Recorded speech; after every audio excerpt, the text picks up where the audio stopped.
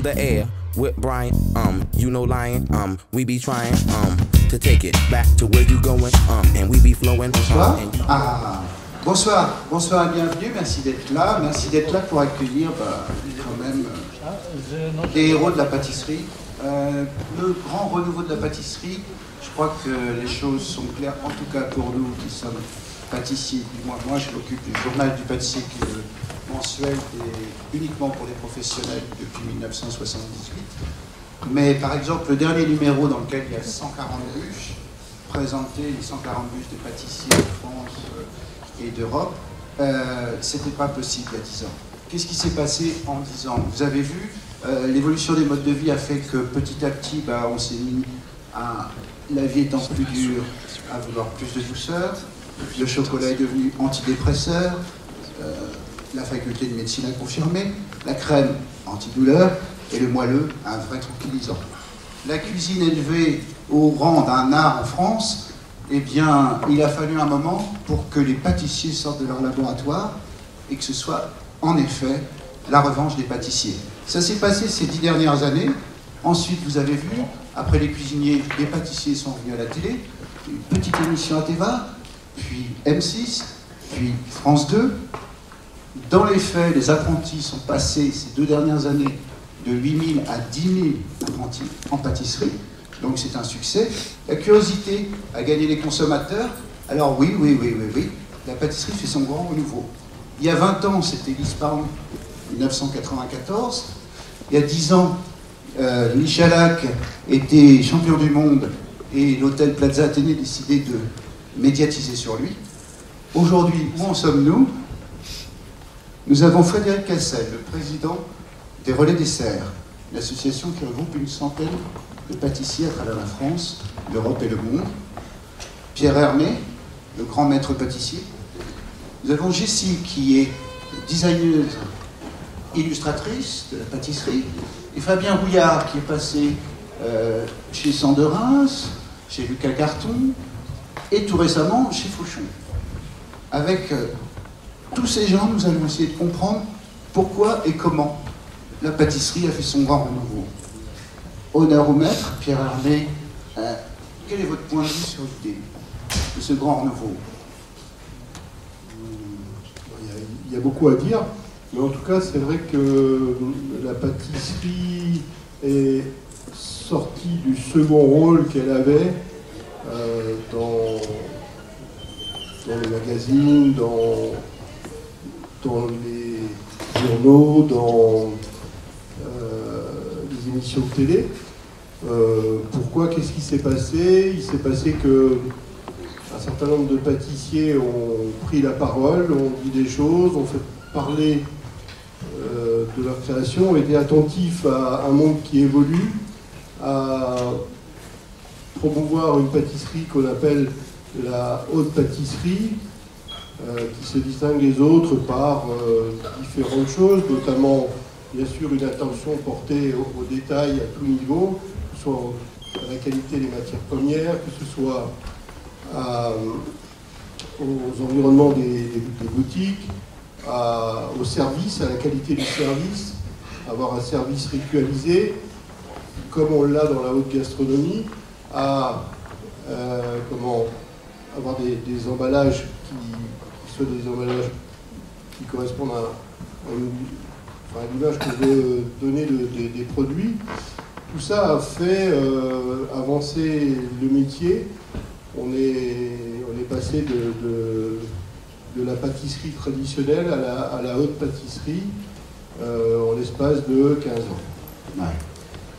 Alors, il y a beaucoup à dire, mais je vais laisser la parole à mes collègues. Jessie, vous, ça fait 6 ans que vous êtes seulement en France, vous venez de Chicago. Vous n'avez pas vu toute cette évolution, mais vous êtes arrivé il y a 6 ans. Oui. Qu'est-ce qui vous a surpris? Bonsoir tout le monde. En fait, oui, je viens de Chicago et j'ai vu tellement les tendances en France suivent les tendances ailleurs en fait. Donc, je crois que c'est l'explosion de l'Internet, les gens suivent les tendances du moment. Les cronuts, par exemple, je pense que ça, c'est du New York. Les cronuts sont français. Oui, oui, c'est français quand même. Mais bon, c'est l'idée d'avoir quelque chose de culte à chercher dans un endroit. Et je crois que ça a commencé, cette fascination par les choses, à la fois peut-être un peu gimmick, mais aussi assez intéressant et bien à voir. Fabien Rouillard, vous êtes plutôt de la pâtisserie de restauration. Qu'est-ce qui a changé ces 10 dernières années? Moi, le plus grand restaurant dans lequel j'ai travaillé, c'était Lucas Carton, qui avait 3 étoiles au Michelin à l'époque. Et on en parlait tout à l'heure, c'est vrai que quand je suis arrivé, je suis resté 4 ans en tout, et quand je suis arrivé, il y avait, mettons, 4 desserts à la carte. Et on a commencé à augmenter un petit peu cette proportion, et au lieu d'avoir 20 plats salés et 4 desserts, on est passé de 20 plats salés à 10 desserts à la fin, au bout des 4 ans. Parce qu'il y avait un vrai intérêt à monter en gamme. Ce que j'appelle monter en gamme, c'est avoir beaucoup plus d'attention sur les ingrédients, sur les finitions, comme disait Pierre, être de plus en plus précis et de plus en plus à l'écoute du client. Pour moi, c'est aussi beaucoup de clients qui fait qu'on se challenge tout le temps et que ce métier évolue, parce que le client est de mieux en mieux informé, adore faire par lui-même chez lui, adore participer au concours, et donc au fur et à mesure, il nous pousse aussi à être meilleur et à exceller dans un métier qui a peut-être été un peu dans l'ombre pendant un moment, à l'ombre de la cuisine, un peu sous l'épaule de la cuisine. Et Pierre en était le précurseur. Ça nous a sortis de l'ombre et maintenant il y a un vrai intérêt pour ça, quoi. Donc c'est le public aussi qui nous tire vers le haut, et tant mieux. Le public et les investisseurs. Parce que si la pâtisserie s'est améliorée dans les palaces, c'est parce que les investisseurs voulaient un restaurant étoilé, donc le meilleur cuisinier, le meilleur pâtissier. Et c'est vrai qu'on a vu quand même des pâtissiers de restauration devenir des stars aussi. On peut parler proportion, typiquement le Plaza Athénée ou d'autres hôtels. Avant, on aurait pu avoir juste un restaurant gastronomique. Maintenant, il y a quasiment autant d'espace en intérêt pour l'instant gastronomique que dans la galerie où sont servis les desserts. Donc, alors c'est vrai qu'une 3e étoile rapporte 25% de fréquentation en plus dans un restaurant étoilé. Ouais, c'est vrai, c'est constaté. Ouais, vraiment. C'est très fort. Frédéric Cassel, vous êtes un disciple de Pierre Hermé, vous avez travaillé avec lui. En 1994, il sort L'Isparon, un truc hallucinant. 97, pas 94 97. La rose, la framboise, le litchi. À l'époque, les mauvaises langues disaient « qu'est-ce que c'est que cette pâtisserie Hardwick ?» Et puis maintenant, si on parcourt la France, on voit souvent un incontournable de la pâtisserie maintenant. Voilà. Comme l'éclair, comme la religieuse. Absolument. Tout le monde fait au moins un Isparon dans sa boutique. En 1994, quand vous ouvrez à Fontainebleau, vous, fils de boucher, pas fils de pâtissier, pas non plus 4 générations de boulanger-pâtissier comme Pierre Hermé, de boucher. Qu'est-ce qui fait que vous ouvrez une pâtisserie? Qu'est-ce qui fait que ce métier vous emballe? Moi, j'ai eu la chance de rentrer en même temps que Pierre chez Cochon, à peu près 6 mois après. Et en fait, c'était un des premiers pâtissiers à sortir du laboratoire et à exprimer en fait son talent à l'extérieur, au niveau de la presse, au niveau des événements qu'on faisait chez Cochon. On avait la chance de pouvoir vivre ça. Et quand on arrive en fait de province et quand on voit ces magnifiques choses qui se font à Paris, on se dit mais c'est magnifique, quoi. Et donc quand j'ai recherché une pâtisserie pour m'installer, le plus dur c'était de trouver l'endroit où je pouvais exprimer justement ce que j'avais appris pendant 10 ans avec Pierre. Et Fontainebleau était une ville qui était près de Paris et on a pu justement ouvrir un petit peu ces hautes pâtisseries, parce qu'on parle de haute pâtisserie maintenant. Avant on parlait de pâtisserie, de boulanger-pâtissier, mais là on a franchi un pas entre justement aussi bien dans les grands restaurants, aussi bien aussi dans nos boutiques à nous. Parce que pour les desserts, on voit qu'il y a un engouement aussi, c'est quand même les 100 meilleurs pâtissiers dans le monde. La pâtisserie, c'est français, la cuisine, c'est mondial, mais la pâtisserie, c'est quand même français. Et on l'exporte partout. Donc c'est ça aussi qui est beau dans ce métier, c'est que maintenant, on arrive justement à sortir de chez soi, à exprimer son talent partout dans le monde. Qui m'aurait dit il y a 30 ans que j'allais voyager dans le monde entier pour ouvrir des boutiques? Donc ça fait aussi partie du métier, c'est le voyage, c'est faire voyager les gens, c'est exprimer son talent aussi à l'extérieur. 2 boutiques à Fontainebleau, ouais. Une d'un côté de la place, l'autre de l'autre côté de la place qui a un chocolat salon de thé. Ouais. Une à Kyoto, une à Berlin, une à Casablanca, une à Tokyo. Deux à Tokyo. Comment vous expliquez cet engouement? Est-ce que simplement peut-être finalement, la pâtisserie est avant tout française, point final. Non, la pâtisserie est française pour moi. Et c'est vrai que heureusement qu'on est sorti de nos labos. Alors c'est vrai qu'Internet a beaucoup fait. Quand on voit les gens qui nous appellent pour ouvrir des boutiques à l'étranger, c'est aussi parce qu'ils nous ont vus sur Internet, parce qu'on a eu des prix. Et s'ils voient qu'on a eu déjà 2-3 boutiques ouvertes, ils savent dire bon, bah, lui il sait faire. Donc on nous appelle pour ça. C'est ce qui s'est passé pour Tokyo quand un Pour investisseur. Tokyo, pour Casablanca aussi, voilà. À chaque fois, c'est un investisseur qui vient vous voir. À chaque fois, c'est un investisseur. On ne peut pas investir dans des pays comme ça. On ne peut pas investir avec notre nom. Donc on achète notre nom. En plus, on nous achète notre nom. Donc c'est très gratifiant pour notre métier aussi. Ah. Et on vous achète vos gâteaux les mêmes ou vous les modulez vous non, pour moi, la pâtisserie reste la même à Fontainebleau, comme à Tokyo, comme à Casablanca. On modifie un tout petit peu les tailles, mais c'est tout ce qu'on fait. C'est-à-dire que les gens viennent vraiment chercher ça. Et on voit cet engouement, surtout au Japon, où la pâtisserie française est mise en avant plus qu'en France. C'est-à-dire qu'en France, il y a encore du travail à faire pour qu'on devienne encore plus haut de gamme que ça. On a quand même un problème de prix, un problème d'exprimer son talent aussi. Donc il y a encore du travail à faire, hein. C'est que le début pour moi. Et est-ce que c'est vraiment un problème de prix, Pierre Hermé? Parce que c'est 7,20 € en moyenne le gâteau chez vous. Bon, à Tokyo, il est à 9 €, c'est une feuille de Frédéric Cazel. Hein. Est-ce que c'est vraiment un problème de prix ou est-ce que le prix finalement emmène des catégories socio-professionnelles aisées? Les études sur la pâtisserie nous ont montré que leur clientèle c'était les seniors qui avaient l'éducation du goût, les 30-40 qui commencent à avoir une vie sociale où il faut inviter chez soi et on va pas faire une tarte tata ou servir des glaces, on va prendre le beau gâteau. Et puis maintenant une nouvelle génération avec Internet où les gourmets traversent tout Paris ou voire la France pour aller goûter le gâteau de celui-ci, la création de celui-là. Est-ce que c'est un problème d'argent? Pas du tout. Tout à l'heure, le jeune pâtissier qui accompagne Frédéric Cassel a été chercher un paquet de cigarettes et je crois que c'est plus de 5 €. 6,50 le paquet, voilà, voire 7 €. Je ne sais pas si le gâteau a un prix similaire, c'est un problème. Je sais pas, j'ai pas d'avis là-dessus. Par contre, dans le travail de création, je ne m'occupe pas de ça. C'est-à-dire que les matières premières dans l'univers de la pâtisserie sont à un coût différent de celui de l'univers de la cuisine. Le turbo, c'est 30, pour donner une idée, le turbo c'est 40, je ne sais pas combien € le kilo. Si on prend de la farine ou du beurre ou du sucre, c'est pas du tout le même prix. Donc moi je crée les produits que j'ai envie de créer en fonction de mon inspiration, de mes envies. Et puis ensuite, j'établis un prix moyen et je le mets en vente, alors soit en série limitée, soit en vente courante, mais on a la chance de vendre au prix que ça coûte et qui est le bon prix. En allant un peu vers un packaging de luxe qui fait qu'on a l'impression maintenant d'entrer chez un joaillier quand on rentre chez lui. En fait, ce que moi j'essaye de partager avec les gens qui rentrent dans une de nos boutiques, les clients, c'est de leur faire vivre une expérience. Cette expérience commence à l'entrée dans la boutique, à la manière dont les vendeurs et vendeuses traitent le client, la manière dont on emballe les produits jusqu'à la sortie et les conseils de consommation, combien de temps on peut garder le gâteau, tout ça, ça fait partie d'un univers qui permet aux clients d'avoir une vraie bonne expérience.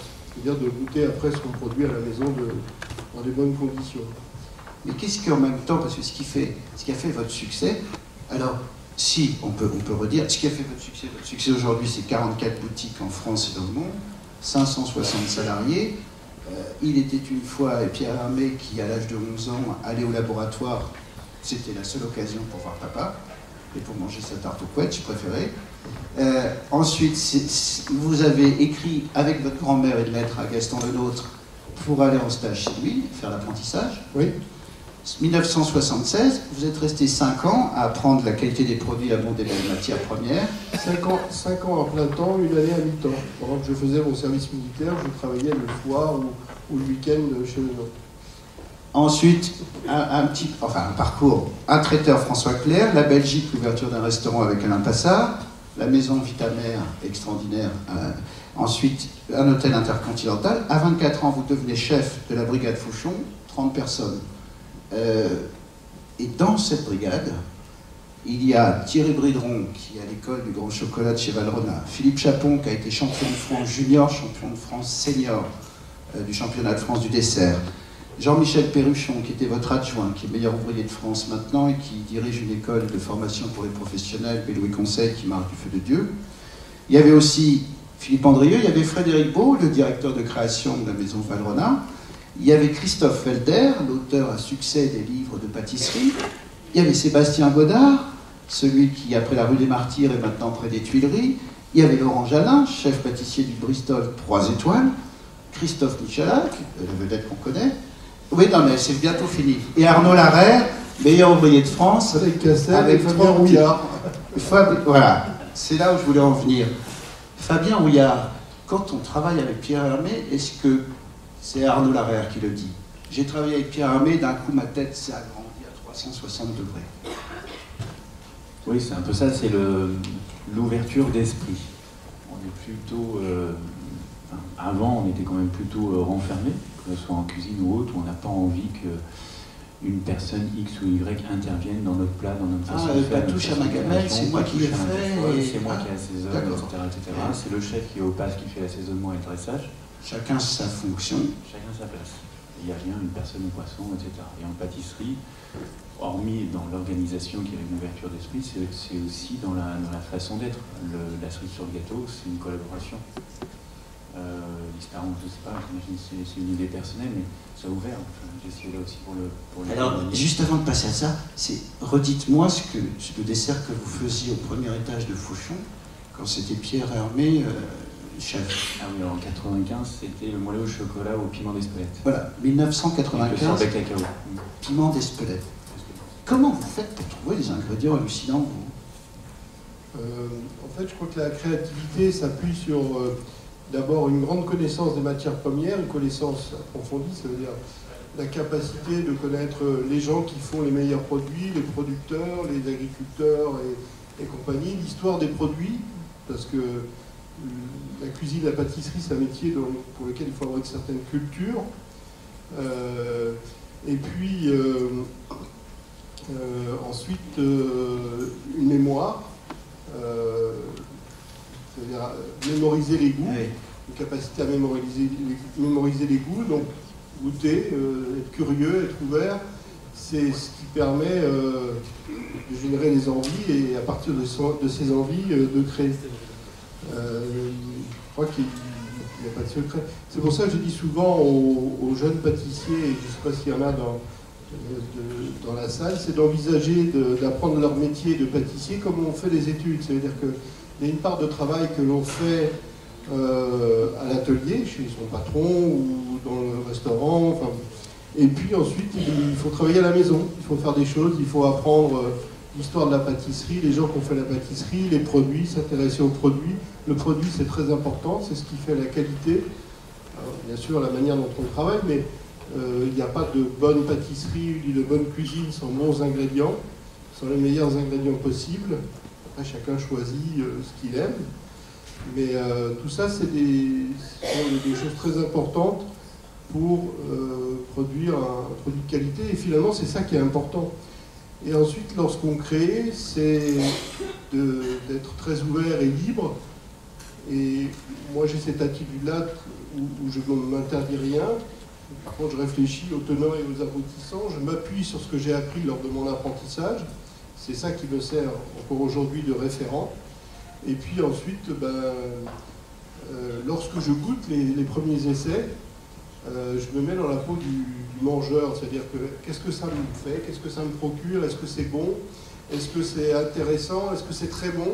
Si j'ai un petit doute, je laisse de côté, ou je retravaille le produit, ou je le mets de côté, parfois 1 an, parfois 1 semaine, parfois 2 ans, jusqu'à temps que j'ai trouvé la solution pour faire de ce produit le meilleur possible. Comme vous aviez fait dans les années 80 avec la tarte au chocolat, où d'habitude c'était une pâte, une ganache, et puis vous avez mis au milieu un biscuit chocolat sans farine, pour qu'il y ait opposition de texture, pour qu'il se passe quelque chose. Oui, surtout parce que quand je mangeais une tarte au chocolat, je trouvais ça écœurant. Et donc je me suis dit comment procéder pour rendre moins écœurant. Donc à ce moment-là, j'avais trouvé une solution qui consistait à mettre un biscuit. Et puis il y a quelques années, j'ai fait des tartes au chocolat qui étaient beaucoup plus fines, que j'appelais tartes fines au chocolat. Et là, c'est pareil, qui permettait de goûter une tarte au chocolat donc, avec un goût plein et puissant de chocolat, avec des textures de pâte croustillantes et le croustillant qui était renforcé avec de la semoule de maïs pour donner un croustillant un peu plus percutant, un peu plus long en bouche. Et puis donc maintenant je ne fais plus les tartes de chocolat hautes comme à l'époque, j'ai fait que des tartes fines au chocolat parce que c'est ça que je trouve qui est bon. Voilà, je vais passer la parole à... En fait, vous faites la pâtisserie que vous aimez. Ah, je fais que ce que j'aime. C'est d'ailleurs, ce que je disais ce matin, c'est d'ailleurs pour ça que j'ai choisi de créer ma propre entreprise, c'est pour faire mon métier comme j'ai envie de le faire et uniquement comme j'ai envie de le faire. Et pas de refaire les classiques comme on les apprend. Si, bien sûr. Mais les améliorer. Non, parce que vous, là dans votre actualité, vous avez lancé des nouveaux Mont Blanc, là. Il y a le Mont Blanc. Maintenant, vous rajoutez des trucs. Alors le Mont Blanc, c'est un cas particulier, mais par contre, quand je fais un Paris-Brest, j'essaie de faire le meilleur Paris-Brest possible, à mon sens, avec mon propre feeling. Et pourquoi un jour, parce qu'on va passer justement au design alimentaire, pourquoi un jour vous appelez Yann Pénance pour faire la cerise sur le gâteau? C'était une idée qui était née d'une discussion avec un de mes pâtissiers de l'époque, Vincent Bourdin, de dire qu'est-ce qu'on fait si on demande à un designer de dessiner un gâteau?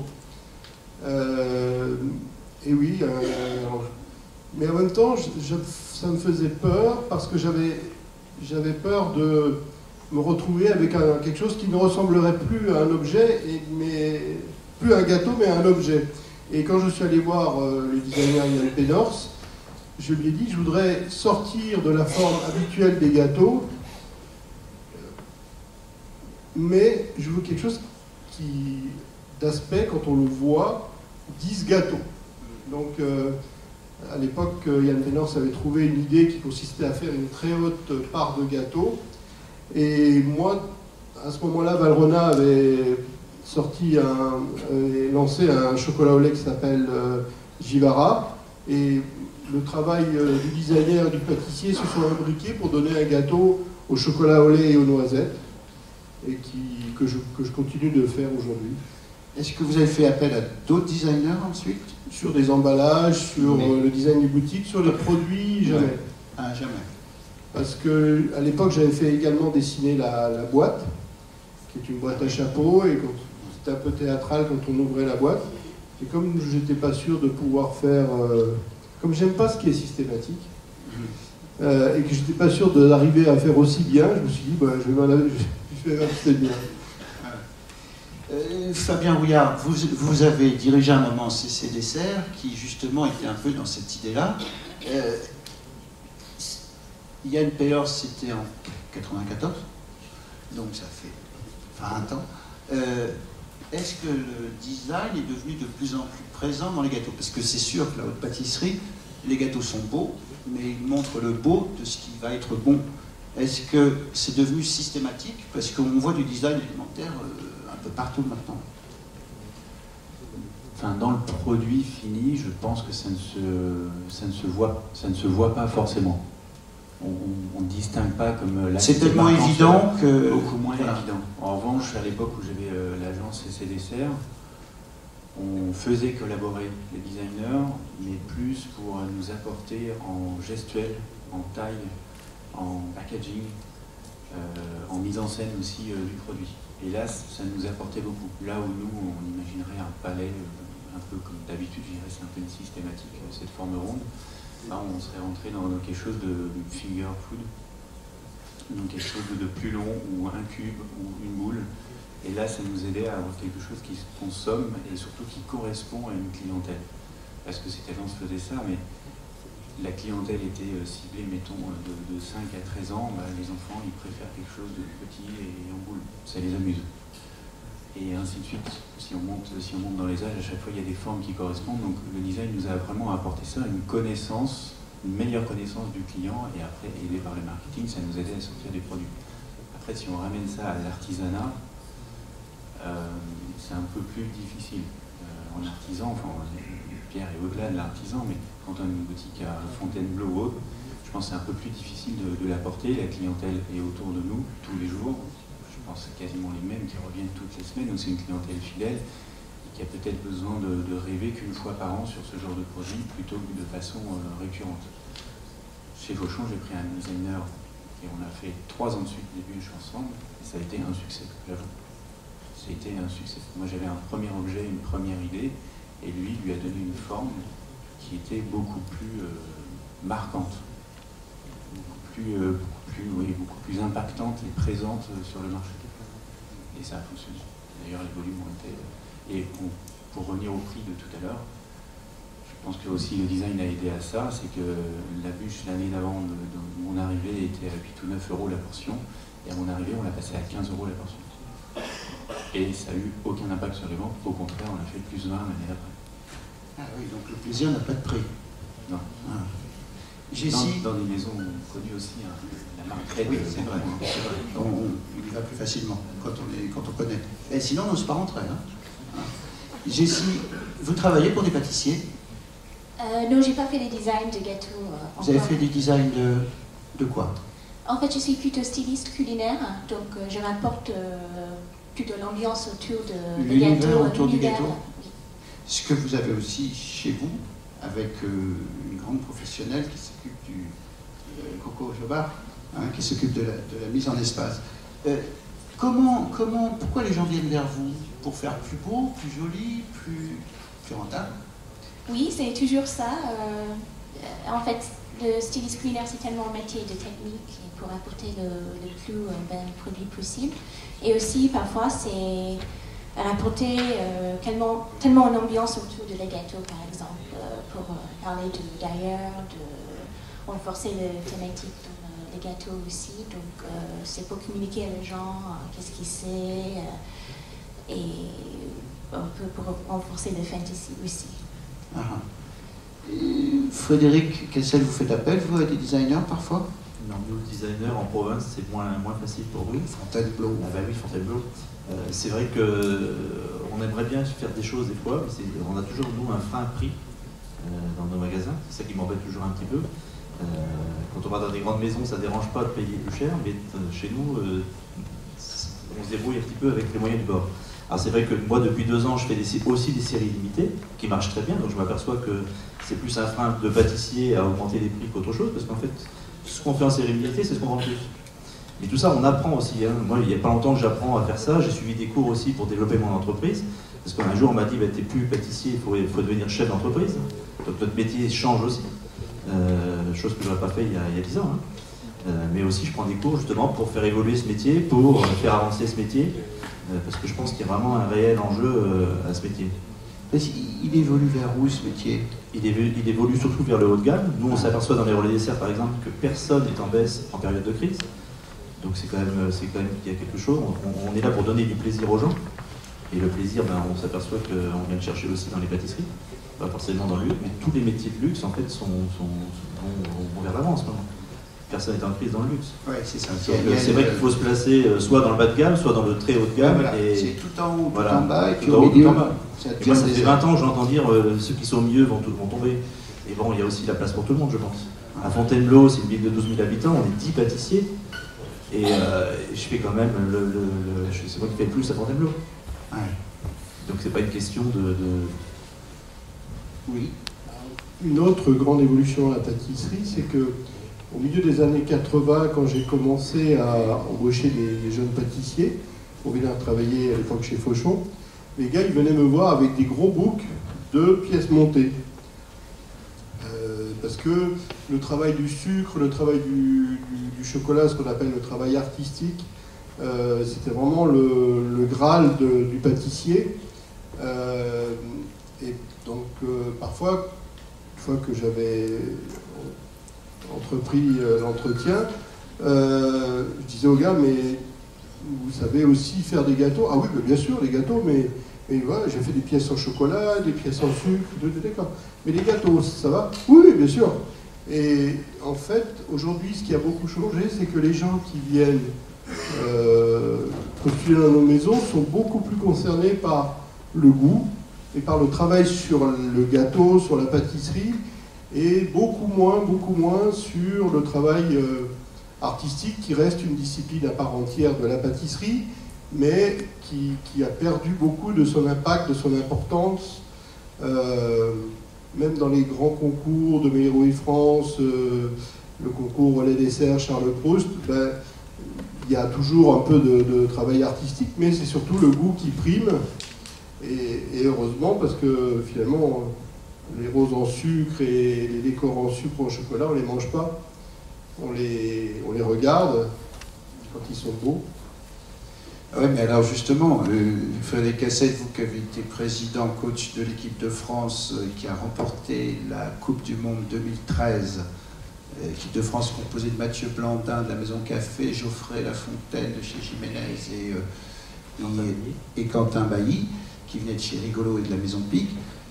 C'est vrai qu'à la Coupe du Monde, il y a une vingtaine d'équipes qui sont confrontées. Il y a un pâtissier, un glacier, un chocolatier.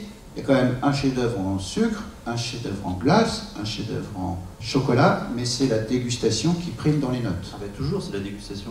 Même dans le concours Charles Proust, on s'est aperçu que les gens ne comprenaient pas pourquoi la plus belle pièce n'avait pas gagné. Parce que à la dégustation, il était loin derrière. Alors quand vous avez 50% pour la dégustation, 40% pour l'artistique et 10% pour le travail, c'est vrai que visuellement, les gens ne comprennent pas forcément. N'empêche que toutes ces compétitions ont permis à tous de progresser. Bien sûr, mais ça fait partie du travail, c'est le côté artistique du métier. Si on regarde bien une pièce montée dans un mariage, on ne gagne rien sur une pièce montée. Il y a tellement de temps de travail à faire des pièces en sucre, des décorations spéciales. Alors même si on vend cher, le temps de travail sur une pièce montée pour un mariage, c'est pas rentable. Alors tous les pâtissiers vont vous dire, oui mais ça c'est de l'image de votre maison. Parce qu'on est là pour ça. L'image aussi peut, et alors ils viennent chez nous en disant j'espère que ça va pas se casser la figure, comme chez tous les boulangers, etc. Et les gens ont peur de ça. Donc en venant dans une grande maison, ils disent là ça va pas tomber. On a autant de risques qu'un autre. Hein. D'un autre côté, bah, tout ce qui est décor, bah, c'est joli, c'est bien. Mais c'est vraiment l'image de la maison.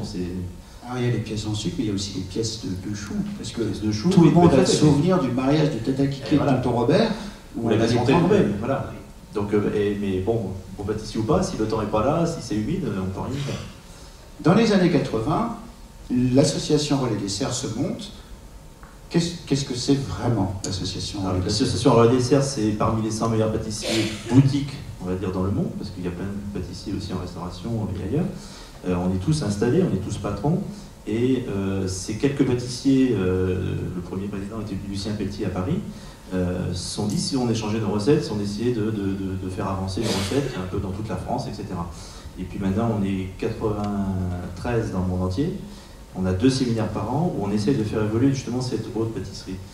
Notre dernier séminaire s'est porté justement sur toutes les allergies, donc c'est-à-dire on va jusqu'à la santé des gens, on essaie de faire avancer ça, parce qu'en fait on ne sait pas, nous aussi on essaie d'avancer vers là. Mais le but c'est vraiment de promouvoir la haute pâtisserie. Alors tout en gardant les bases, alors on parlait des bases, mais les bases sont hyper importantes, c'est les fondations de la pâtisserie. Et après on peut faire évoluer. Alors maintenant il y a des Saint-Honoré, il y a des babas qu'on revisite, etc. Ça c'est la nouvelle façon, la nouvelle tendance on va dire. C'est de prendre la base et puis justement de le retravailler. Mais c'est ce qui fait aussi plaisir aux clients. Je suis désolé, mais dans nos boutiques, enfin dans ma boutique, les meilleures ventes c'est quand même les millefeuilles, les Saint-Honoré, les babas. Alors après on peut faire plein de produits qui peuvent faire peur à certains clients aussi, hein. Dès que vous faites des mélanges un petit peu subtils, les gens disent « Oh là, bon, j'ai la belle-mère ce soir, non, le Givara, la crème brûlée vanille avec le mousse chocolat, c'est bien ça. » Un peu comme la bûche de fin d'année. Et comme la bûche de fin d'année, je veux dire, la plus grosse vente, c'est la bûche Givara, qui est très classique, parce qu'on ne veut pas se tromper. C'est-à-dire qu'on peut rater la dinde, on peut avoir un mauvais cadeau parce qu'on s'attendait à autre chose, mais il ne faut pas rater le dessert. Parce que alors là, c'est la catastrophe. N'empêche que les relais desserts ont permis une chose qui n'existait pas avant, c'est-à-dire que tout le monde se cachait les recettes avant. C'est d'échanger. C'est d'échanger. Vous vous rendez compte si les cuisiniers échangeaient?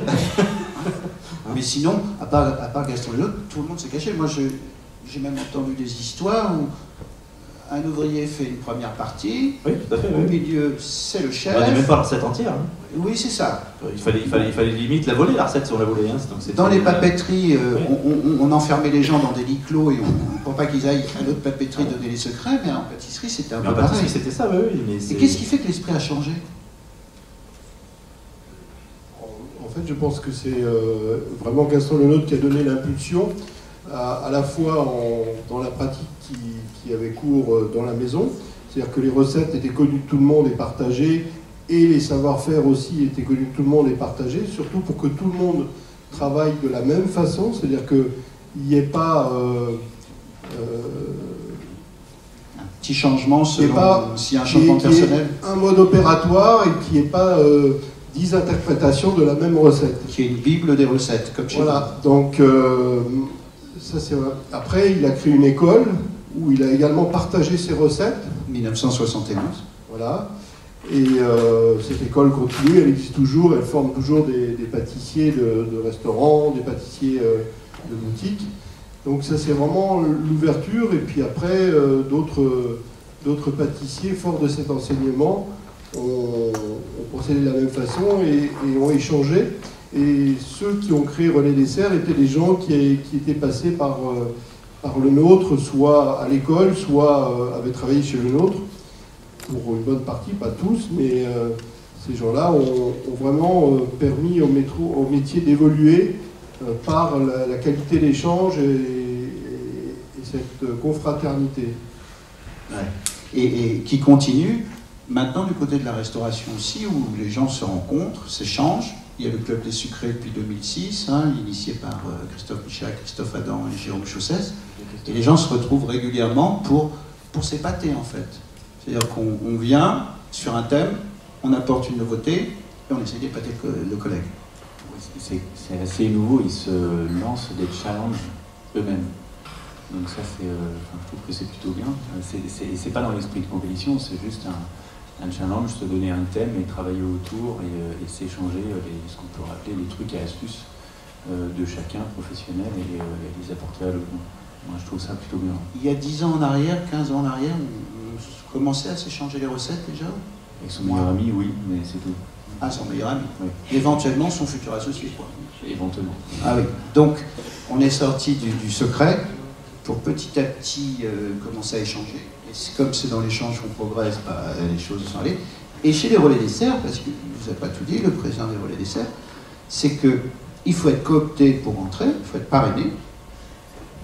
Quelqu'un vient chez vous, il va visiter votre labo, tout ça, enfin bon, il faut ouvrir les portes, quand même, c'est chez soi.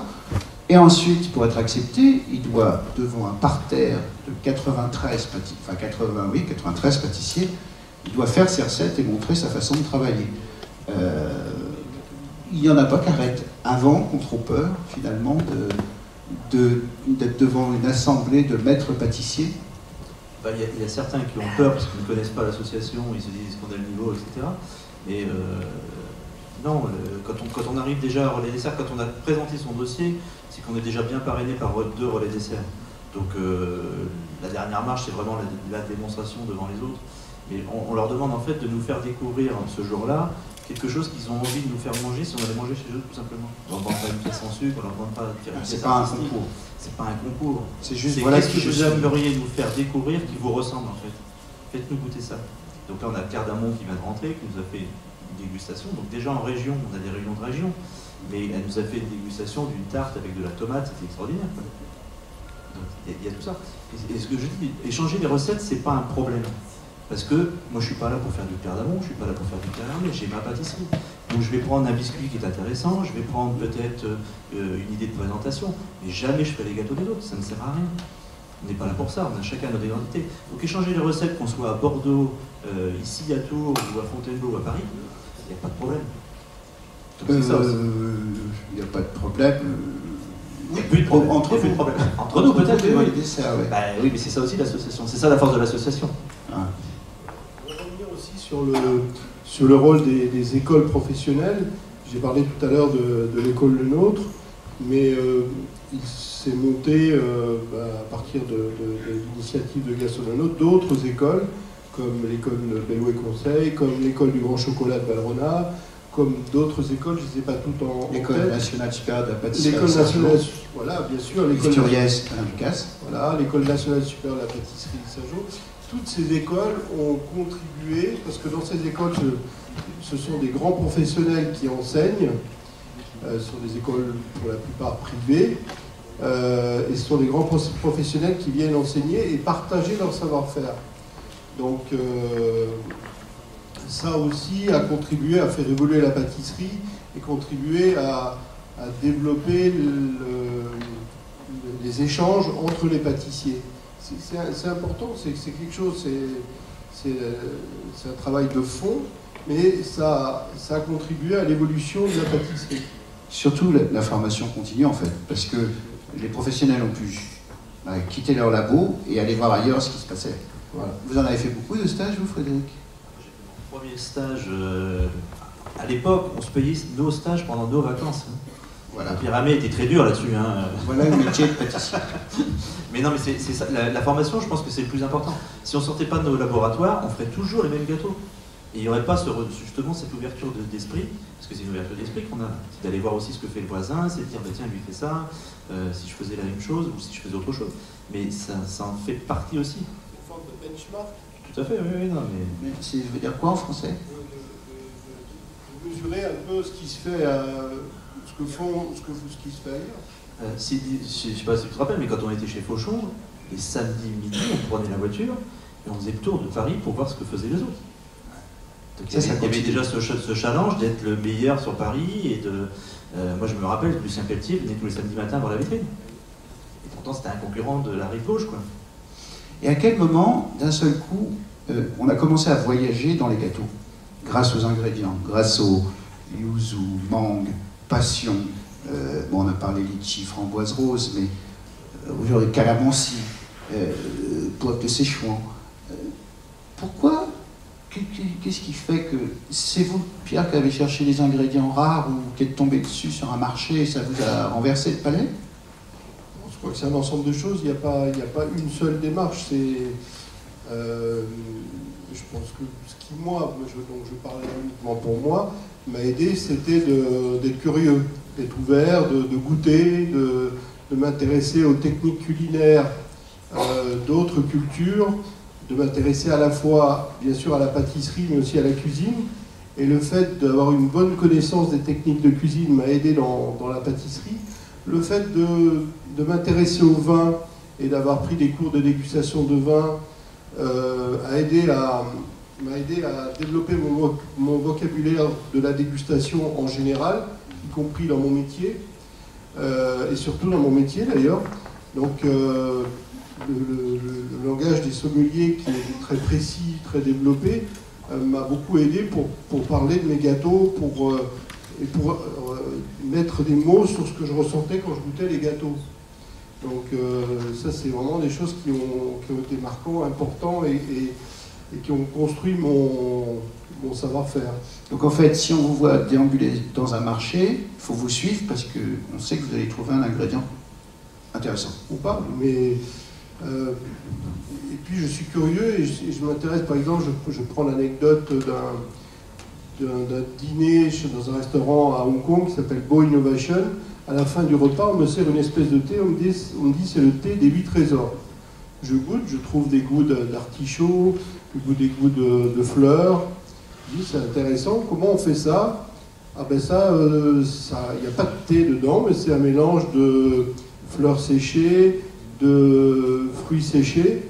C'est une écoction, on fait comme ça. Et puis après, le restant de mon séjour, j'ai passé du temps à me renseigner à droite, à gauche. Je me suis fait expliquer, faire la démonstration du thé des 8 saveurs, des 8 trésors. Et puis, quelques mois plus tard, j'en ai fait un macaron. Le macaron des jardins des 8 trésors. Donc, c'est uniquement parce que, à partir de mes émotions, et c'est tout, quoi. Et puis ma curiosité qui m'a permis d'aller là. C'est la curiosité, parce que dans ce grand renouveau de la pâtisserie, c'est quand même ça. On a découvert des nouveaux ingrédients. Fabien, vous, c'est lesquels qui vous ont fait vibrer, vous êtes appuyé. Parce que je disais, bon, ne serait-ce que pour la France, avec ses producteurs, Marat des Bois, le cédrat de Corse, citron de menton, comme ça encore. Ensuite, il y a eu la fève de tonka, le caramel au beurre salé, la fleur de sel, le gruau de cacao, grâce à notamment Valrhona.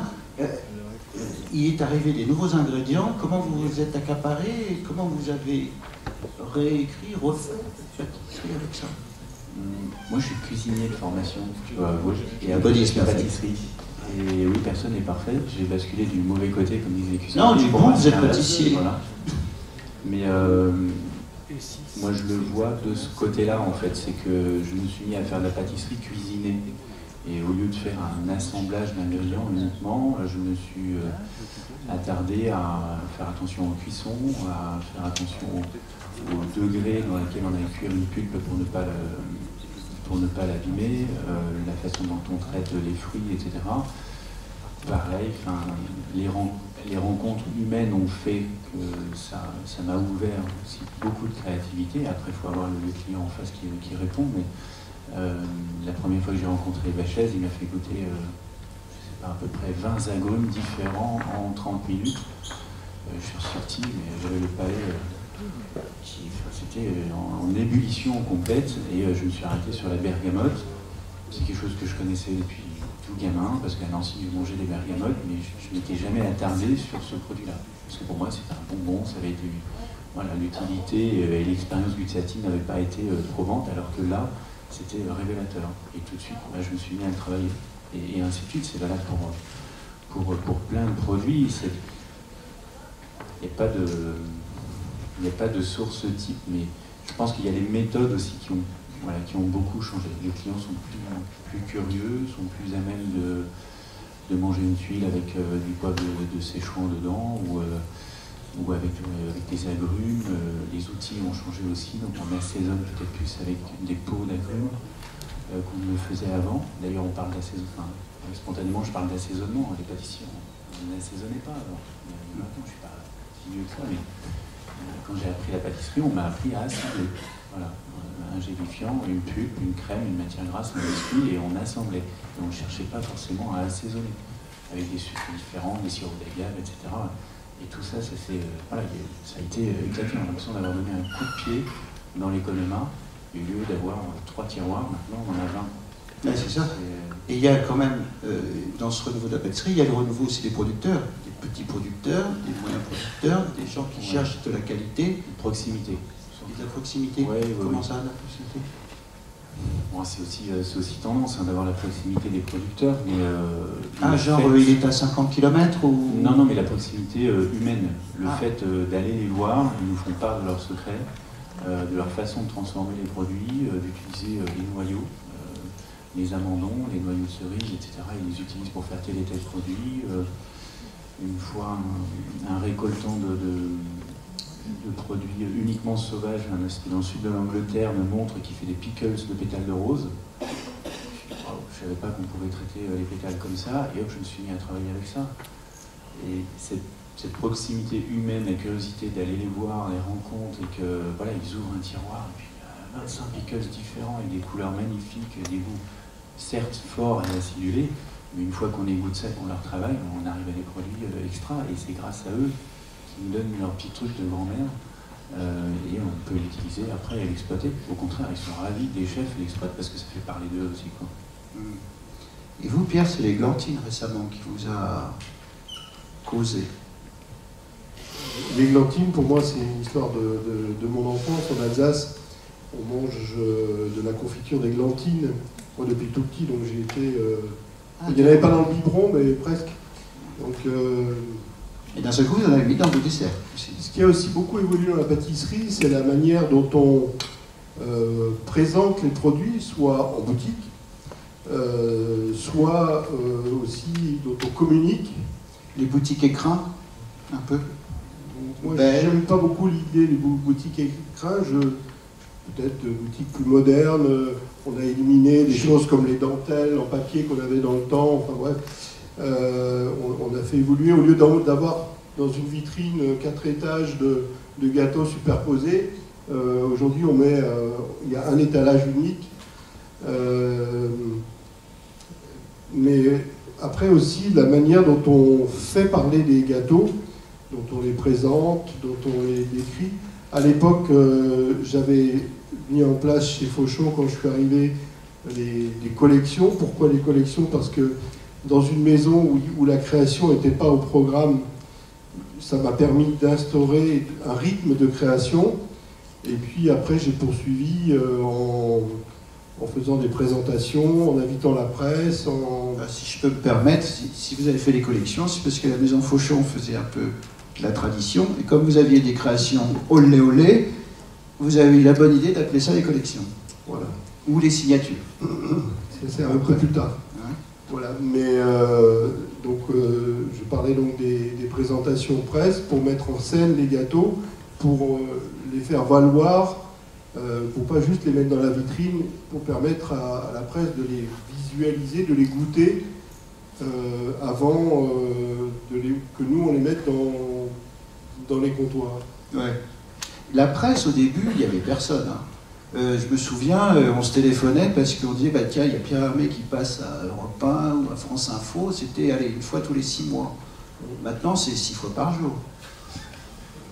Pierre Hermé, non, mais Les pâtissiers, oui. Les pâtissiers, oui, mais vous aussi, pas mal. Hein. Non, j'ai un métier. Hein. Je suis pâtissier. Enfin, 560 salariés, 44 boutiques. Votre métier, c'est de parler de vous. Frédéric Cassel, vous l'avez senti ça? Moi, je l'ai senti auprès des jeunes. Chaque année, il y a la finale du meilleur apprenti de France, donc qui sont les meilleurs apprentis de chaque région qui viennent en finale, et ce sera le meilleur apprenti de France. Et en causant avec ces jeunes, qu'est-ce qui est ressorti? C'est que depuis la médiatisation, et ben en boîte de nuit, et ben quand le type dit qu'il est pâtissier, la fille va chercher une copine et elles reviennent à deux pour discuter. Vous avez constaté ça, Frédéric Cassel? Parce que nous, ils sortent pas le samedi, ils sont obligés d'être au boulot le dimanche matin. Ah, ils font nuit blanche à cet âge-là. Non, c'est vrai que l'effet télé a fait du bien, comme peut faire aussi du mal, il faut faire attention aussi à ça. L'effet médiatique, c'est une bonne chose pour notre métier, hein, ça en fait parler. Enfin, pour moi, tant qu'on parle de la pâtisserie, c'est bien. Mais il faut faire attention, c'est vrai qu'au niveau des jeunes, il faut pas, c'est un métier où il faut donner de la passion, il faut avoir de l'envie. Il y a des horaires quand même difficiles, du temps. Donc l'effet télé, c'est joli, mais ça reste que de la télé. Oui. C'est vrai qu'on a une recrudescence de CV en ce moment parce que je suis banquière, j'ai 50 ans, j'adore faire les gâteaux, je veux changer de métier. Non, pas à 50 ans. Est-ce que vous faites le test de la pâtisserie pain de sucre quand quelqu'un qui veut changer, donc qui veut devenir pâtissier, il lui donne un cajot de pommes à éplucher. Non, ça je ne connaissais pas. Et en 5 ans, aucun cajot n'a été fini. Non. Les gens sont partis avant. Parce qu'on fait rêver avec les paillettes de la télé, mais la réalité, c'est à à 2 quelle heures. heure vous êtes au labo. Une émission, c'est 2 heures. Nous, tous les matins, on est au labo à 5 heures. Voilà, il faut se lever maintenant. C'est pas une émission de télé. Ouais. Donc, attention à ça. Est-ce que, pour autant... Et réalité, voilà. Il y a la réalité et la télé. La réalité est différente de la télé. Mais bon, bah, c'est la vie, ça. Hein, mais c'est bon, c'est bien pour notre métier. Voilà. Ouais. C'est bien. La formation initiale, est-ce qu'il faut s'en inquiéter pour l'avenir de la pâtisserie? Je pense que pour moi, la formation, il y a un gros travail à faire parce qu'on est encore resté sur ce qu'on faisait il y a très longtemps. Il y a un gros travail à faire là-dessus parce que ça a évolué très rapidement. Et je pense que le niveau, des fois, n'est pas toujours dans la CFA. Quand je vais corriger, on est encore à la génoise, à la crème pâtissière. Si on a de la chance, on a des fruits frais, sinon on sort encore la boîte d'ananas. Donc ça, j'ai un peu de mal quand même quand je vais corriger. Et je pense qu'au niveau de la formation, il y a encore du travail à faire. Corriger des examens, enfin quand je vais corriger, j'ai un peu de mal parce que je me dis, bon, si un de mes gars sort de chez moi, va passer le CAP, je suis pas sûr qu'il l'ait. Ah oui. Oui, des fois on voit des choses assez extraordinaires. À cause de quoi? Le niveau, quand on fait notre pâtisserie à nous, hein, je veux dire, bon... Après, oui, mais est-ce que c'est pas le côté hier c'était mieux qu'avant? Non? Vous êtes vraiment sûr? Ouais. Ah oui. Des fois je me refuse à les corriger tellement c'est... Ah oui, oui. Et on parle d'une génération aussi, il y a une génération de ciseaux, cutter, qui ouvre le congelé. Ouais, il y a beaucoup de pâtissiers qui sont mis à ça parce qu'ils voulaient plus former, mais je pense que la formation c'est ce qui est le plus important. Nous on a toujours 3 à 4 apprentis, si on ne forme pas, si on ne donne pas le goût aux jeunes, on n'y arrivera pas. On a beau avoir les plus beaux gâteaux dans la vitrine, il y a quand même de la formation, il y a des heures de travail derrière, il y a une passion. Donc pour moi c'est la passion, c'est ça qu'on essaie de faire transmettre aux jeunes.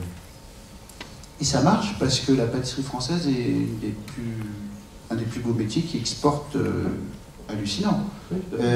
À Las Vegas, sur 12 hôtels casinos, il y a 8 chefs pâtissiers français. Il y a certains qui dirigent des brigades de 75 pâtissiers. Alors déjà, on fait voyager les gens dans notre pâtisserie, Ouais.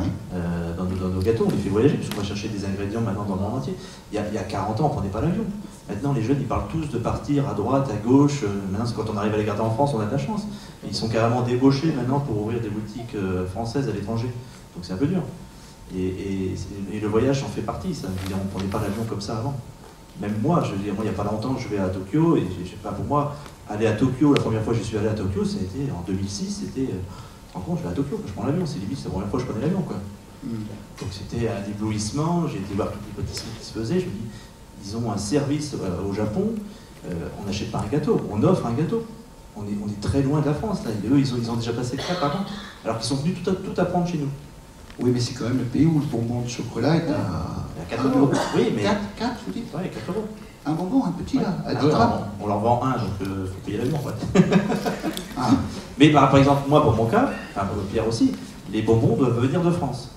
C'est-à-dire qu'il y a cette image de la France qui est importante, donc on achète des produits français qu'on importe au Japon, parce qu'il faut que ça vienne de France. Il faut limite payer plus cher parce que ça vient de là-bas.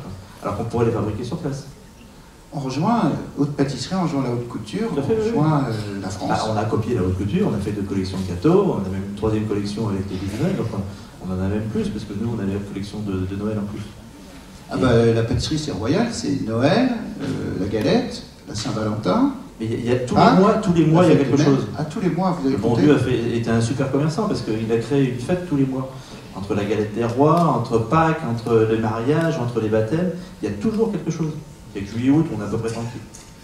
Fabien, et vous aussi, Jessie, comme vous voyez l'étranger, où est-ce qu'il y a une pâtisserie qui soit, bon, pas aussi, qui soit intéressante, outre la pâtisserie française?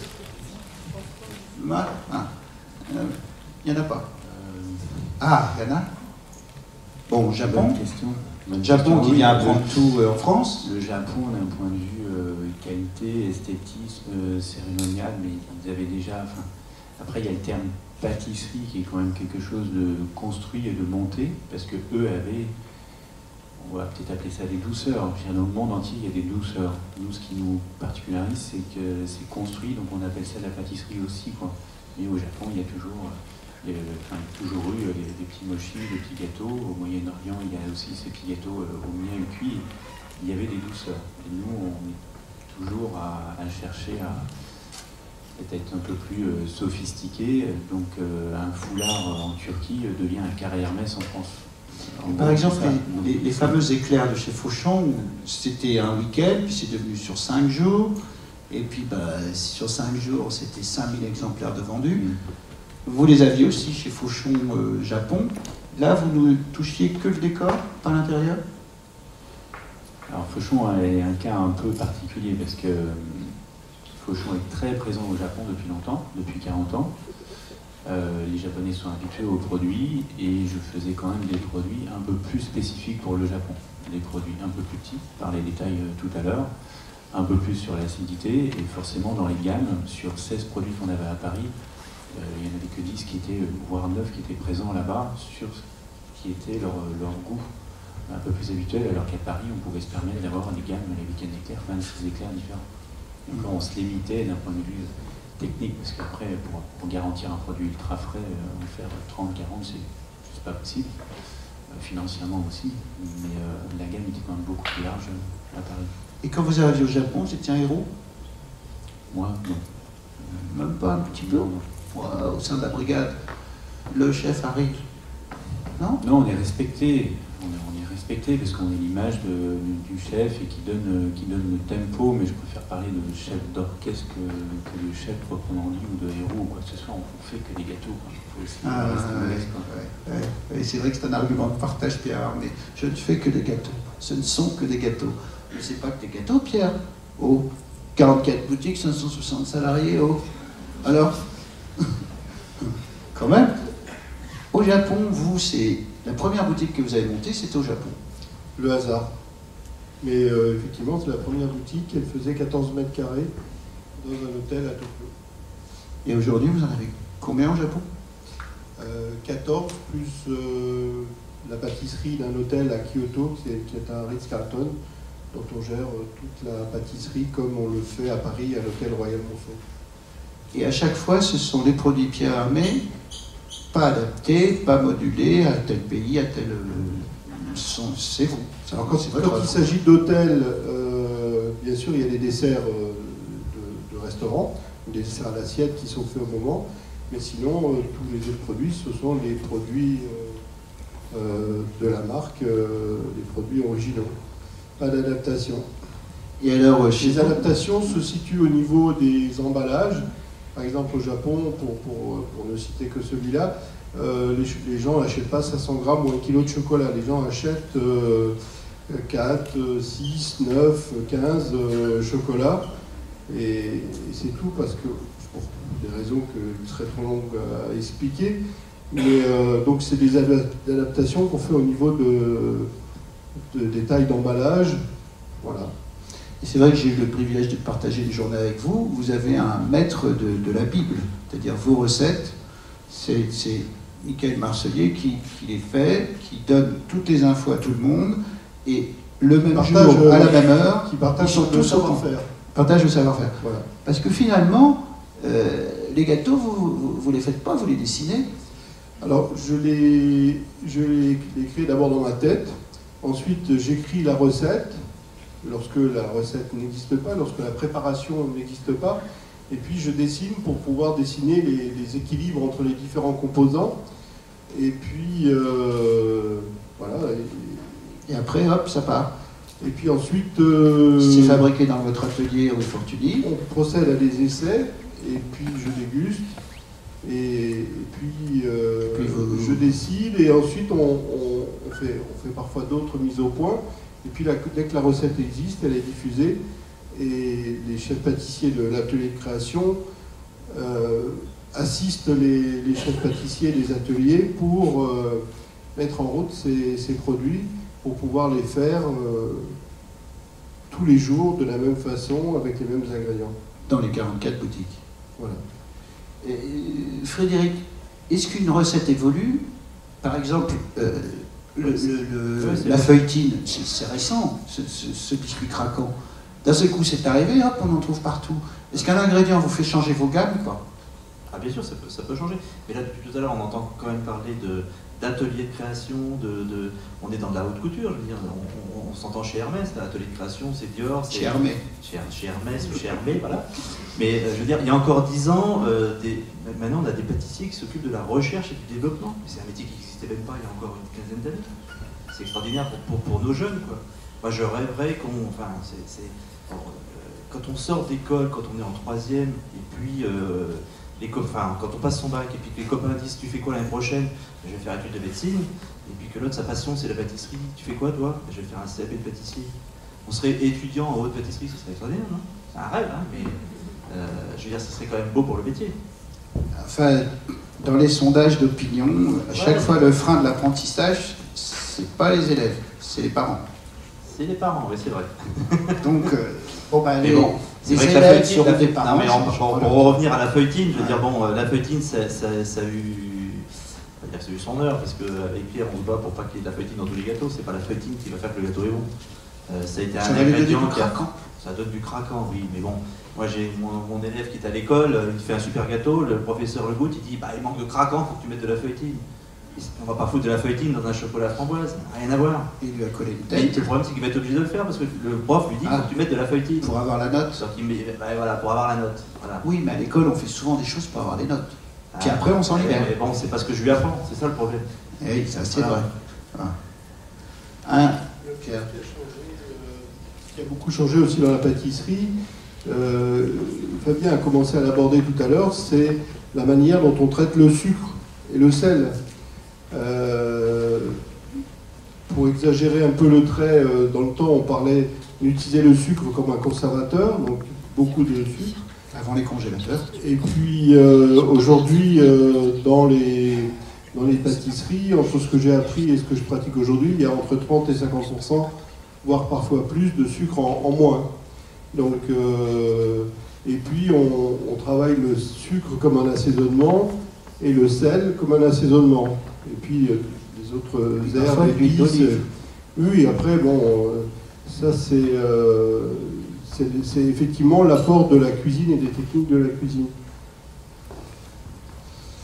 Fabien, l'apport de la cuisine dans la pâtisserie, alors souvent c'était quand même des frères ennemis. Aujourd'hui, ça va mieux, la trêve, ou il faut toujours que les pâtissiers relèvent la toque? Ça fait longtemps que je n'ai pas travaillé avec des cuisiniers en direct, donc oui, je pense que les relations sont assez bonnes. Je suis plutôt bon client de salé, parce que je mange presque plus de salé quand même que de sucré. Je pense que les relations sont bonnes et les cuisiniers ont accepté le fait que la pâtisserie prenait une place un peu plus importante. Ça fait quand même longtemps, mais l'expérience de Lucas Carton le prouvait. Passer de 2 à 5 pâtissiers en quelques années, la cuisine, ils étaient 15 ou 18, cette proportion-là n'existait pas avant, et je pense qu'aujourd'hui, de plus en plus, et même, je dirais, les restaurants commerciaux, moyenne gamme, ou tous ceux qui voulaient acquérir 1 ou 2 étoiles Michelin, quand même jusqu'à 1 étoile Michelin, c'était très souvent les cuisiniers qui faisaient la pâtisserie. Maintenant, quand je vois les recherches de poste, tous ceux qui cherchent, tous les restaurants étoilés veulent avoir aussi un chef pâtissier parce que c'est devenu important. Et c'est pas seulement le dessert à l'assiette, c'est un tout, c'est la douceur à l'accueil dans la chambre avec peut-être un petit financier, c'est le petit produit, le petit four à la fin, c'est le petit cadeau au départ. Voilà, le sucré a pris un peu plus de place. Et l'avantage, c'est que c'est un produit qui s'offre beaucoup plus facilement qu'avec un rideau ou quoi que ce soit. Donc, on a un peu plus de place. Le salé pour se nourrir, le sucré pour le plaisir. Faire plaisir. Pour l'apothéose, même, on dit le dessert. Non, j'insiste sur les cuisiniers parce que ça aussi, c'est nouveau dans les 10 ans qui viennent de se passer. Il y a des étoilés qui disent pas qu'ils ont un chef pâtissier. Genre, c'est moi qui tout fais. Si c'est un chef patron, peut-être. Oui. Voilà. Si Bah c'est oui. un chef patron, Ouais. c'est un chef cuisinier avant tout, donc c'est lui qui signe ses cartes. Enfin, là aussi, il faut comprendre le fait que c'est lui le patron, donc c'est aussi lui qui est en avant. Moi, j'ai souvent entendu dire tel et tel pâtissier ou tel et tel cuisinier, ils ne mettent pas en avant leur personnel. Oui, mais ils ont aussi, j'ai été entrepreneur, je vais sûrement le redevenir. Monter une entreprise aujourd'hui, c'est quand même un énorme challenge, donc il ne faut pas trop leur en vouloir si c'est eux qui se mettent un peu en avant. Parce que c'est eux qui sont en première ligne quand il y a un problème. Donc, Ouais, enfin là, je sens qu'il y a encore quelque chose en vous du cuisinier. Hein, parce que des étoilés qui disent pas qui est leur chef pâtissier, il y en a des tonnes. Oui.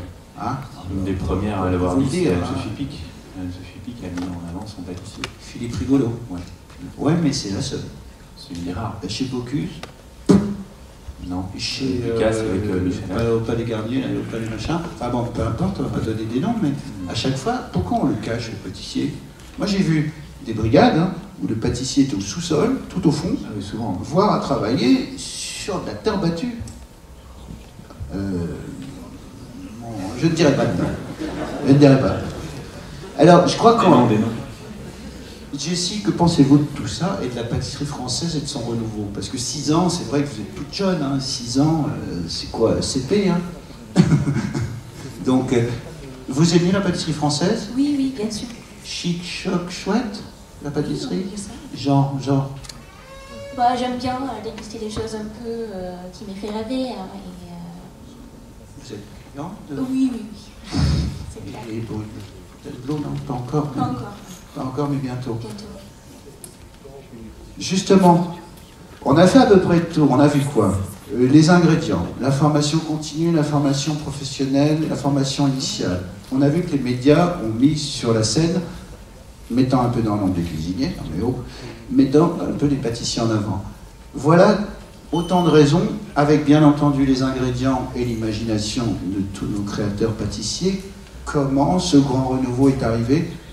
Ajoutons qu'on a eu peut-être aussi la chance enfin, de vivre notre époque, et d'ailleurs on sait, les pâtissiers sont les plus forts, hein, c'est qu'ils s'adaptent vraiment à l'époque, c'est-à-dire dans un monde de brut, de plus en plus de douceur, et c'est vrai que pour 7,20 €, si vous goûtez sa tarte infiniment de vanille, pour 7,20 €, vous allez à Madagascar, à Tahiti, la troisième, au Mexique, voilà, pour 7,20 €. Pour 7,20 € la tarte café vous fait découvrir des choses hallucinantes. Bon, enfin, Et vous avez vu aussi le succès d'un autre quinquagénaire, Philippe Conticini, avec son Paris-Brest explosif, comme un départ de Formule 1, où dès que vous avez croqué dedans, il y a un insert de praliné liquide qui vous prend, qui vous projette. Donc, le plaisir est là, à 15 € en salon de thé, à 7 € en boutique. La pâtisserie a tout fait pour continuer à évoluer.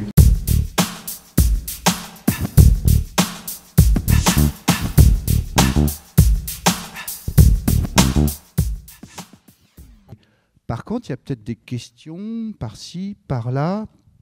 Profitez franchement. Pierre Hermé, Frédéric Cassel, Fabien Rouillard, Jessie. Une question d'un au premier rang. Alors, ma question, elle est pour Monsieur Hermé. Pourquoi avoir revisité les classiques de la pâtisserie française, c'est-à-dire le millefeuille, le Saint-Honoré, et en avoir fait plusieurs gammes, comme le fétiche pour le millefeuille Alors, vous parlez donc des fétiches. Alors, ce que j'ai appelé les fétiches sont des mises en avant de certaines familles de produits, comme le millefeuille, pour lequel je fais toujours le classique, et puis ensuite des interprétations à partir des associations de saveurs ou de saveurs uniques, parce que justement ça m'intéressait, ça m'amusait, ça me faisait plaisir d'essayer de partager ces millefeuilles Ispahan, ces Paris-Brest Plénitude ou ces Baba carrément chocolat. Donc ça c'est une démarche personnelle et ce qui illustre la façon dont je travaille en général et que j'ai voulu faire partager aux gens qui franchissent la porte des boutiques. Pour être plus précis, les fétiches, c'est une saveur, mettons Ispahan, hein, rose, litchi, framboise, et on va la retrouver dans différents gâteaux, mais aussi dans des sablés, dans des macarons, dans des bonbons de chocolat, dans du réinterprété granola. À chaque fois, parce que chaque produit nécessite une réinterprétation de cet accord.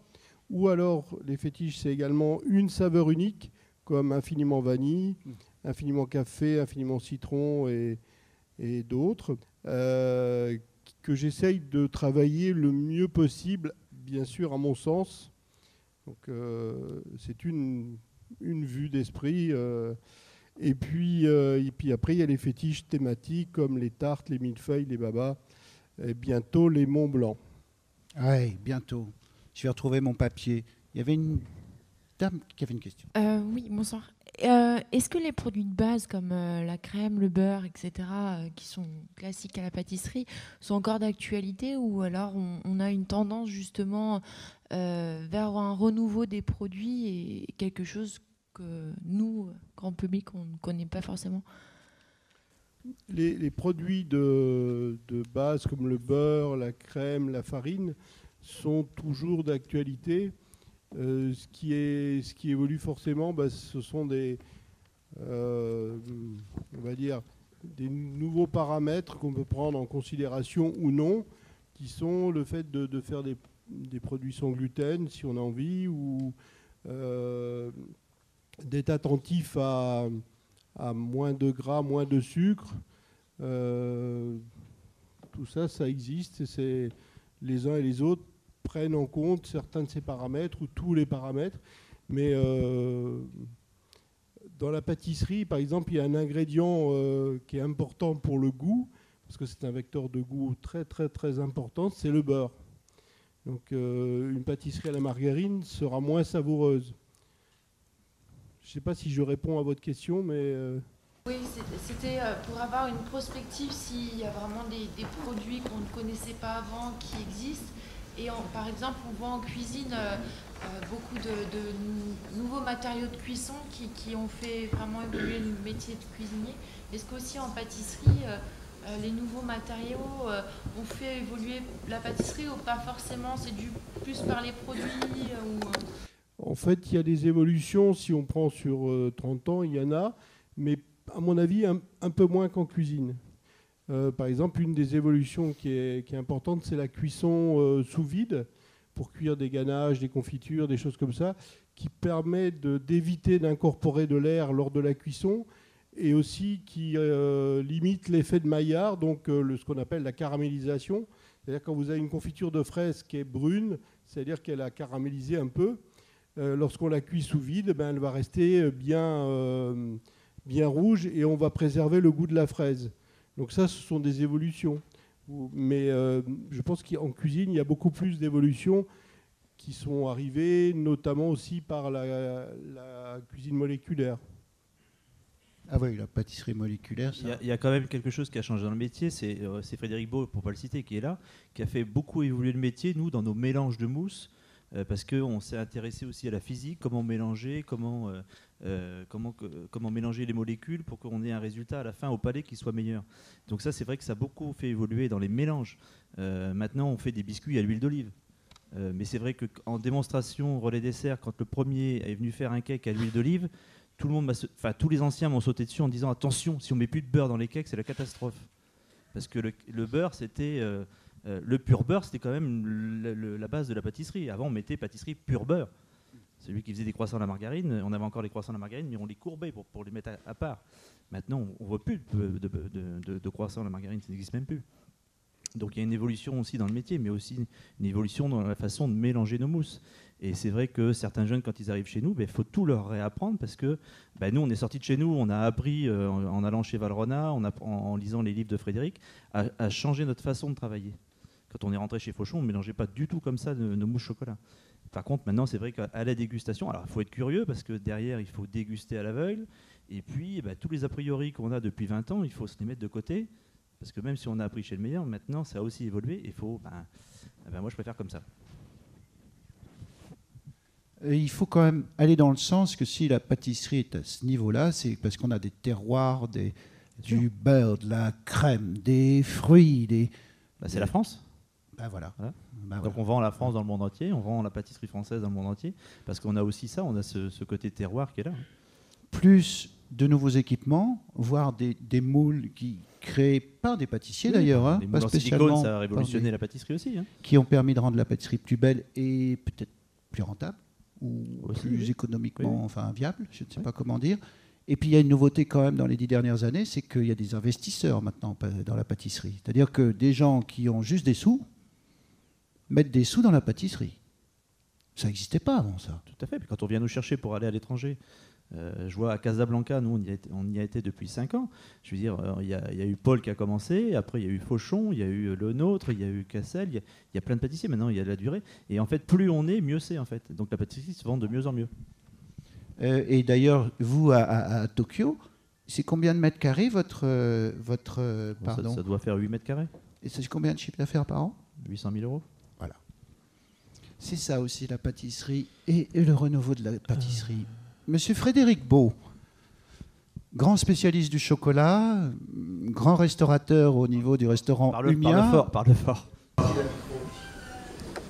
J'aimerais entendre Pierre et Frédéric, parce que vous parliez d'enseignement. Je pense que parmi vous, il y a beaucoup de jeunes. J'ose espérer qu'il y a beaucoup d'enseignants. Je fais de la formation depuis 25 ans. Je crois qu'en 25 ans, à l'école du Grand Chocolat, on a dû avoir 11 professeurs de CFA français. Et quand ils viennent, ils ont attendu en général 5 ans ou 4 ans parce qu'ils n'ont pas de budget de formation, ils n'ont pas de temps, ils n'ont pas le droit de se former. Et quand j'entends le président de Relais Dessert International qui nous dit qu'il est plutôt très attristé de voir le niveau dans les CFA, alors c'est une réalité. Alors le niveau, qu'on soit clair, c'est quand on parle de niveau, c'est pas du niveau bas, et je pense que c'est pas ce que tu veux dire, Frédéric. Moi, je connais beaucoup de professeurs de CFA, j'ai beaucoup d'amis dans des CFA, dans des lycées. Mais je parle des CFA, et là je parle de la France, et il y a certainement des institutions qui sont là, des directeurs, etc. Quand je vois qu'on incarcère, c'est de la prise d'otage souvent pour les professeurs de CFA, qui sont souvent des très bons profs, des gens qui ont du talent, et au contraire de ce que l'on dit, ce n'est pas des gens qui ont cherché des voies de garage pour travailler moins dans les CFA que ce qu'ils feraient dans des laboratoires. Ça, c'est une légende pourrie. J'ai plein de professeurs qui sont incarcérés dans des référentiels. Et ça fait 25 ans que je fais de la formation.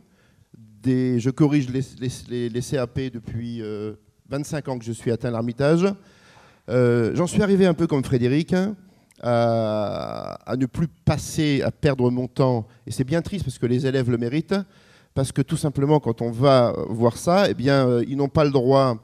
Un ami professeur de CFA a pris un blâme parce qu'il a appris à faire une crème citron gourmandise raisonnée avec du beurre de cacao, etc., etc., etc. Il a fait une dacquoise, il a été convoqué par le proviseur et il a pris un blâme parce qu'il est sorti du référentiel. Si je me permets d'en parler ici, c'est qu'on est dans une institution nationale et que, à vous écouter, je me dis quand est-ce que des gens qui ont le porte-voix comme vous, est-ce que ça ne vous donne pas envie de se dire il ne faut pas qu'on arrête de noter les CAP, il faut que ça nous motive, au contraire. Il faut que tous les gens qui ont du temps, et parmi vous, il y en a qui ont envie de corriger les CAP, mais en effet, au bout d'un moment, il y en a marre d'avoir le référentiel qui change pas. On demande des choses qui sont has-been, ça fait 40 ans qu'on ne les fait plus en pâtisserie. On leur demande de faire des mousses pâte à bombe, la mousse allégée, c'est interdit de le faire. Moi, j'ai envie de vous dire, vous les porte-voix de la pâtisserie française, face à ça, face à un pays extrêmement traditionnel, ancré dans sa culture, etc., au risque d'en devenir ringard en termes d'enseignement, vous n'avez pas envie de faire des choses. Non, mais on voudrait bien, mais c'est vrai qu'il y a... Pour mon cas, j'ai été président de l'équipe qui a gagné quand même la Coupe du Monde. Donc je rentre, le CFA me félicite. Je dis écoutez, moi je veux bien venir gratuitement expliquer aux jeunes comment la passion, comment on a entraîné pendant 1 an, mes jours de congé, ma vie de famille que j'ai laissé tomber pour entraîner ces 3 gamins. J'ai envie de vous la transmettre. Et il y a des entreprises qui me payent pour venir expliquer ça, vous vous rendez compte? Et là, je vais aller dans un CFA gratuitement et on me dit ah ouais, on va essayer d'organiser ça cette année.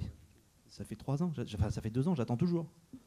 Et j'ai pas fait qu'un CFA, j'ai demandé à 3-4 CFA. À chaque fois, je propose, mais personne vient me voir. Alors que c'est gratuit, je le fais pour exprimer ce que j'ai gagné. Pour moi, c'est un devoir. J'ai gagné avec cette équipe, j'ai envie de le transmettre. Mais il n'y a pas. Parce que ils sont dans un carcan. Et pour trouver 2 heures à mettre des élèves dans un amphithéâtre en même temps, c'est impossible. Donc je ne sais pas si on en sortira, mais... Oui. Bonsoir. Je suis professeur dans un lycée professionnel et je me trouve assez vexé de ce que vous dites. Non, mais c'est pas tous les lycées. Hein. Voilà le micro. Excusez-moi, bonsoir. Je suis professeur dans un lycée professionnel, je me trouve assez vexé de ce que vous dites, parce que par rapport à tout ce qu'on essaie d'apprendre à nos jeunes, justement, on essaie de leur apprendre un petit peu de modernité, de revoir un petit peu les bases de la cuisine, les bases de la pâtisserie, et les travailler différemment, justement par rapport à ce que vous nous vendez un petit peu comme rêve. Ouais. Et je me trouve un petit peu choqué par rapport à ce que vous dites. Parce que sincèrement, ma façon de travailler, je suis un lycée et ma façon... Et ouais, mais je suis professeur à la base, enfin, j'enseigne la cuisine. Et par rapport à ce que vous dites, enfin, sincèrement, moi je ne me retrouve pas dedans. Quoi. Quand vous parlez de framboise, d'association de goût et tout ça, enfin, j'ai pas l'impression qu'on est comme ça, on n'est pas si ringard que ça. Quoi. Ah ben, moi personnellement, j'essaye de me former dans différentes entreprises, d'aller dans des restaurants étoilés, de me faire parrainer par quelques chefs. Je ne suis pas le seul dans le cas, hein, sincèrement. J'espère, mais il n'y en a pas beaucoup non plus. Ça m'embête un petit peu que vous voyez un petit peu les professeurs de lycée professionnel et de CFA un petit peu comme des gens un petit peu has-been et ringards. Parce qu'à la rigueur, la génoise, ça fait partie un petit peu des bases de la pâtisserie, la crème au beurre aussi, la crème allégée aussi. Et je pense sincèrement que beaucoup de professeurs essaient d'apprendre ça à leurs élèves. Donc je ne me reconnais pas du tout dans votre discours et permettez-moi de vous le dire tout simplement. Non mais je suis sûr qu'il y a certains professeurs dont vous faites partie qui font évoluer ça aussi. Mais je pense qu'il y en a aussi beaucoup qui sont... Je vais me mettre là-haut. Ouais. Je le souhaite, mais moi je ne me retrouve pas, si vous voulez, quand j'aimais... ou alors je ne suis pas dans la bonne région.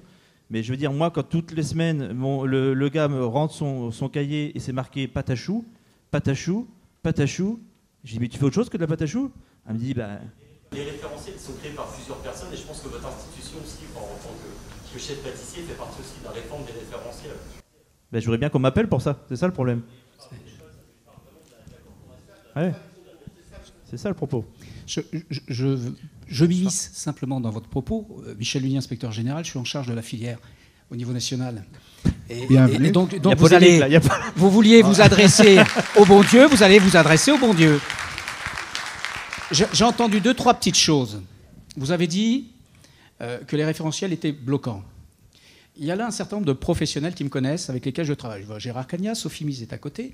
Elle peut témoigner de la réactivité de l'inspection générale sur un certain nombre de sujets. Gérard de même. Concernant la 17e CPC et les certifications de l'hôtellerie-restauration, je voudrais simplement dire qu'à la profession, et je travaille en étroite relation avec la profession, les 2 BP, cuisinier-restaurant, sont réformés, rentrent en application à la rentrée 2015. Les 2 baccalauréats professionnels ont été réformés, sont rentrés en rénovation en 2011. La série technologique est complètement revue de fond en comble. Elle rentre en rénovation à la rentrée 2015. C'est la preuve de notre activité. Nous travaillons en CPC concrètement avec tous les professionnels. Bravo. Non, simplement pour dire que, en tant qu'inspecteur général, il va falloir qu'un jour, seulement, et c'est un vœu pieux, hein, un jour on arrête d'opposer ce qui fait l'essence même de l'alternance, l'école et l'entreprise. Donc vous êtes professionnel, vous êtes porteur de valeurs. Dans notre institution, nous formons des jeunes au-delà de la profession, puisque nous avons une mission de service public et également une mission de formation du citoyen. Et donc ces formations sont placées dans des perspectives éducatives. Donc permettez-moi simplement, messieurs, de rendre hommage aux professeurs, aux chefs d'établissement, qui dans nos lycées et dans nos CFA, tous les jours font œuvre, je veux dire, de salut public. On n'a pas dit ça. Hein. Bonsoir. Bon. Bah super. Bonsoir. On n'a pas voulu dire ça. Hein. Non, mais bon, il fallait. Le savoir-faire est un patrimoine légué par nos devanciers que l'on se doit d'entretenir, de faire évoluer et de transmettre. C'est pour vous le mot de la fin? Non, je disais qu'en tant que professionnel, c'est très important de passer le savoir-faire aux générations futures. Et je crois qu'on soit professionnel dans une école, professionnel dans une boutique ou dans un restaurant, dans un hôtel. Ce qui est important, c'est d'avoir présent à l'esprit le fait de transmettre, de passer notre savoir-faire aux générations futures. C'est l'essence même de nos métiers artisanaux. Il reste 5 minutes, on m'a fait signe. Il y a un monsieur qui pose une question. Bonsoir. Je vais me permettre de changer un tout petit peu la discussion. C'est juste qu'on parlait de l'avenir de la haute pâtisserie française. Et moi, je n'ai pas entendu parler des enjeux socio-environnementaux, pardon mon français. Et je voudrais savoir s'il y a une préoccupation dans ce sens-là, quand on parle de cacao, quand on parle de plan de ces produits. Est-ce que la haute pâtisserie française, elle est en train de se verser sur ça? Est-ce qu'il y a une courant sur le cacao en voie de disparition, sur ces choses-là? Sur la gourmandise raisonnée? Sur le diabète grandissant? Les gestes écologiques, peut-être? Sur le geste écologique, juste? Et écologique et aussi social. Parce que sociétal, j'espère qu'un jour on ne va pas nous mettre des taxes ou des impôts sur le sucre qu'on consomme, parce que bon, je ne sais pas où on va aller, mais c'est vrai que le diabète est galopant, l'obésité, vous avez entendu, en Grande-Bretagne, 60 milliards, ça leur coûte. On a en France entre 15, 20, 30%, ça commence à monter l'obésité. Donc les relais desserts, par exemple, ont travaillé sur la gourmandise raisonnée. Je mets moins de sucre, je mets moins de gras, je mets plus de fruits, je mets plus de... Voilà. Maintenant, quand vous avez envie de vous faire plaisir, est-ce que vous prenez du Canada Dry ou un whisky? L'origine, la source des produits. Ah, si je peux me permettre de prendre Franck. Il n'y a pas un courant global, en revanche, il y a des bonnes initiatives. Un peu éparses aujourd'hui. Il y a des grandes maisons comme Valrhona ou d'autres fabricants. Il y a des gens comme Marou au Vietnam, etc. Et il y a des initiatives un peu éparses sur le café pour faire attention à la déforestation, à bien replanter et à faire un travail équitable. Maintenant, c'est pas encore un mouvement global. Il y a une question essentielle qui est le coût des produits. D'accord, merci beaucoup. C'est pas encore une tendance profonde. D'acheter du chocolat équitable, quoi. D'abord, on achète du bon chocolat. Mais ça n'empêche pas la prise de conscience de chacun. Hein, parce ça que prend conscience, puisque les sacs en plastique disparaissent au profit des sacs en papier. Et c'est vrai aussi qu'il y a... Bon, Je ne sais pas, Pierre, si vous posez la question, est-ce que le cacao va disparaître un jour? En fait, hier, j'ai écouté une intervention du président de Valrhona qui disait que le cacao, on a tout à fait les moyens dans les pays producteurs de faire face, et les gros producteurs y travaillent, à l'évolution de la consommation de cacao. Ça, c'est une réponse sur le sujet cacao. Ensuite, je ne peux pas parler au nom de toute la profession, mais je sais que nous, dans différents niveaux, on tient compte de différents enjeux, ceux que vous avez cités, la responsabilité sociétale, on fait partie, le développement durable, sont des sujets qui nous préoccupent, le recyclage des emballages, tout ça, c'est des sujets sur lesquels on travaille. Mais sur certains aspects, on ne va pas non plus transformer notre pâtisserie en pharmacie. C'est-à-dire que la pâtisserie, c'est avant tout du plaisir. On n'est pas obligé d'en manger. Je le disais tout à l'heure, c'est le sucré, le salé pour se nourrir et le sucré pour le plaisir. Ce qui est important et ce que je ne pratique pas, c'est qu'il faut juste manger à sa faim. Déjà, c'est pas mal. Et cette rencontre touche à sa fin. Donc, merci à chacune, merci à chacun. N'hésitez pas, ils sont là, posez-leur des questions dans la salle. Et merci encore.